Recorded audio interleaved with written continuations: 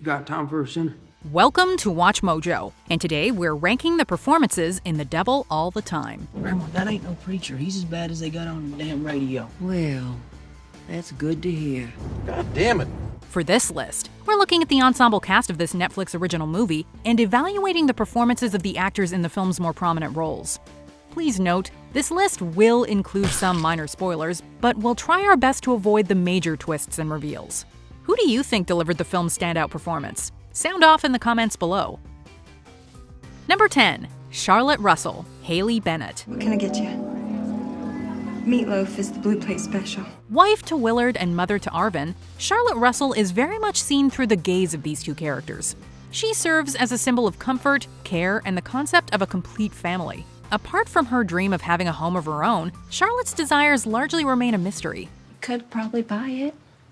Wouldn't that be something? Arvin have a home of his own. After watching actress Haley Bennett's star-making performance in Swallow, we can't help but feel that her substantial talent was somewhat wasted in the role of Charlotte. Regardless, Bennett makes the most of what she's given. With little in the way of dialogue, her performance is defined by the subtleties of body language. Her demeanor radiates a sense of warmth and kindness in keeping with the way she's idealized by her family. Some people just need a little help once in a while. Number 9. Carl Henderson, Jason Clarke. A skilled performer with an impressive resume, Jason Clarke's talents feel similarly underutilized in this film. You take pictures? In the years to come, Carl would call Sandy the bait, and she'd call him the shooter. Only when I find a smile pretty enough to photograph. Over the years, we've seen him play a wide variety of roles. A grieving father in Pet Sematary, an idealist in Dawn of the Planet of the Apes, and a CIA black site interrogator in Zero Dark 30. I'm not your friend. I'm not gonna help you. I'm gonna break you. Any questions? As Carl Henderson, Clarke gives one of his darkest performances to date, and certainly his most repulsive. I want to get some shots of your ugly old mug sitting next to a pretty lady. Come on, she likes lanky old studs like yourself. Come on. Carl is an amateur photographer whose twisted desires lead him and his wife to commit horrific acts. Carl's intense stare is enough to make your skin crawl, but sadly, some of his best moments from the book never made it to the screen. As such, Clarke never gets to go as deep as we would have liked. Number 8. 9-year-old Arvin Russell, Michael Banks Repeta. What the hell is this? It's a prayer log. Prayer log? Yeah. But it don't work too good.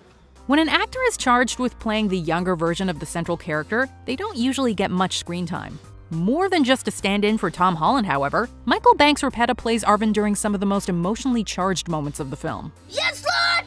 Save my mama, Lord! Please, clean the cancer inside of her! Repeta certainly fits the bill in terms of his looks. He's very believable as a 9-year-old Tom Holland, but crucially, the young Repeta also manages to play Arvin in such a way that he feels consistent with Holland's performance. Thoughtful, quiet, but bristling with barely contained emotion, Arvin, as played by Repeta, is a character who's easy to care about. How about I buy you a candy bar, huh? We gotta get some sugar for Mama, too. Number 7. Lee Bodecker, Sebastian Stan. Arvin Russell! I know you're down there somewhere. Tom Holland and Sebastian Stan? It might sound like an MCU reunion, but there are few heroes to be found in The Devil All the Time. Best known for portraying the Winter Soldier / Bucky Barnes in the Marvel Cinematic Universe, Sebastian Stan is no stranger to playing characters with a dark streak. The thing about Lee Bodecker is he doesn't have a heroic bone in his body. Can I come with you? Crazy? Didn't you hear anything I said? I got an election to think about. Bodecker is a sheriff who's solely driven by self-interest and a thirst for power. It's debt you owe me. What I'm gonna lose at the bar. Oh shit. You ain't losing nothing there. Yeah? And you know that because you're a loaded diaper like everyone else. When it comes to actual justice, he seemingly could not care less. Stan plays Bodecker as tired, corrupt, and thoroughly unlikable. Just leave off the horn until after the election, you understand? Don't act like you do nothing wrong. The character can feel a bit two-dimensional in his motivations, but Stan makes Bodecker feel believably simple in terms of what makes him tick. Number 6. Sandy Henderson, Riley Keough. Carl's better half, so to speak, Sandy is first introduced as a lighthearted, innocent, and trusting young waitress. Ham and cheese. You're a little green on the job. About obvious, huh? When we jump forward a few years, however, her life with Carl has taken a serious toll. She's got a world weariness to her, and the spark is gone from her eyes. The fact that Riley Keough can portray two such different versions of the character is certainly impressive, but it's after becoming the bait in Carl's depraved hobby that Keough really gets to showcase her talents. The Devil All the Time juggles a large ensemble cast, so we don't get quite as much time with Sandy as we'd like. But Keough nonetheless makes her feel multifaceted. I told you I don't like this anymore. Ain't it fair if I hate the way some of them cry? She plays Sandy as conflicted and pitiable, even when complicit with Carl's sadistic photo shoots. We like picking up strangers along the way, don't we? Meeting new people, don't we, hon? Sure do. Number 5. Roy Lafferty, Harry Melling. Behold! The Lord looks out for me now! Recognize that face? Though we never thought we'd hear anyone call Dudley Dursley lanky, it's safe to say that Harry Melling has grown into his look since his Harry Potter days. How many are there? 36. Counted them myself. 36! But last year I had 37! In The Devil All the Time, Melling plays Roy Lafferty, a preacher who's got some unconventional ideas about how to connect with both God and his flock. Despite the role being a minor one, Melling makes every second on screen count. Whether he's delivering a sermon fueled by fire and brimstone, screaming at God, or struggling to come to terms with a terrible mistake, Roy is utterly captivating. With the grace of God in me, I resurrect you. Return! Melling's got a real magnetic quality to him, and we hope to see the actor get even meatier roles in the future. Number 4. Lenora Laferty, Eliza Scanien. We could start over. That's crazy. No, it's not. A relatively new face, Eliza Scanien turned heads with her performance as Beth March in 2019's Little Women. She received praise for her performance as Emma Crellin in Sharp Objects, a 2018 HBO miniseries. You could kill me right here, and you know what? Dickie boy still couldn't figure it out. In The Devil All the Time, Scanien plays Lenora Laferty, a quiet, chaste, and all-around sweet girl who sees the best in everyone. Scanlen's wide-eyed portrayal of Lenora will break your heart. I ain't never missed church before.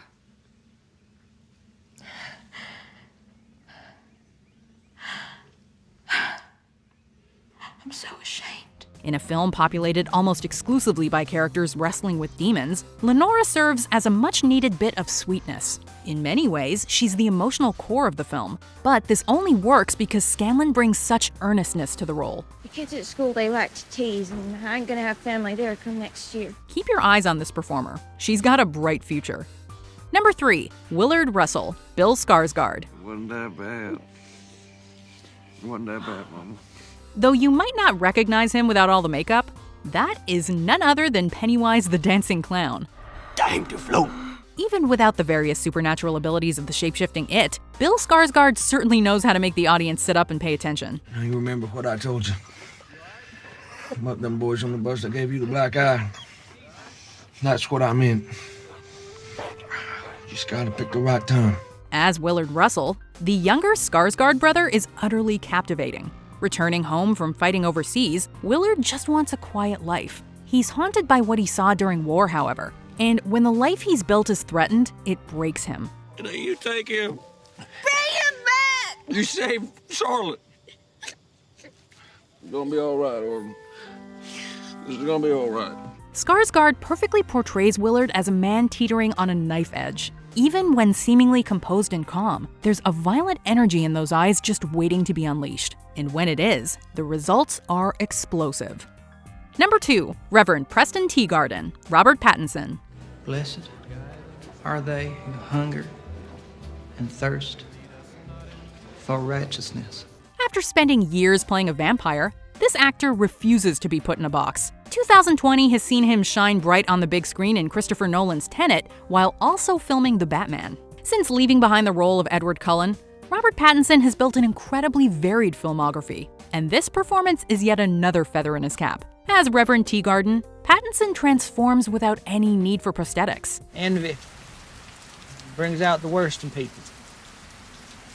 especially the young ones. Speaking in a high-pitched nasal voice and delivering sermons with devilish tongue, he is a handsome young snake oil salesman. It's nice to see Pattinson play the bad guy for once, and he clearly relishes every minute of it. And even the Lord Jesus himself was presented with delusions in the desert, but only through his faith and his strength overcame.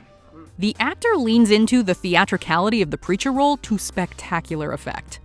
Before we unveil our top pick, here are some honorable mentions. Emma Russell, Kristin Griffith. Though she doesn't get a ton of screen time, Griffith shines bright. I've never been so embarrassed in all my life. I could have crawled right under the table. Uncle Earskell, David Atkinson. Atkinson properly plays Earskell as a simple man. You still got the bullshit in you, ain't you? Helen Hatton, Mia Wasikowska. A small role for such a recognizable actress. I've been thinking, maybe the Lord wants you to come out into the light.